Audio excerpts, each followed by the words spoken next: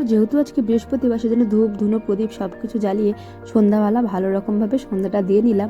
আর আমি আর ও দুজন মিলে যাবো একটু আজকের বাজারে, তো সেজন্য আমিও এখানে ফুললি একদম রেডি আর ও রেডি হয়ে গিয়েছে। তো আমরা কিছুদিনের মধ্যেই যাব বেড়াতে, তো সেজন্যই বাজারে যাচ্ছি কিছু কেনাকাটার জন্য। তো কোথায় যাচ্ছি, কবে যাচ্ছি, কখন যাচ্ছি তোমরা সবই জানতে পারবে। আমার চ্যানেলটা তোমরা সাবস্ক্রাইব করে দিয়ে আমার পাশে থেকো।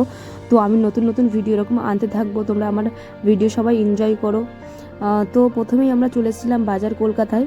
তো বাজার কলকাতায় এখানে এসে দুটো জিনিস পছন্দ হয়েছিল, কিন্তু সেগুলো মানে আমার গায়ে ফিটিংস হচ্ছিল না। ওরা বললো পরের দিন আসলে তুমি পেয়ে যাবে, তো সেজন্য আর নিলাম না, আর বেশি কিছু দেখলাম না।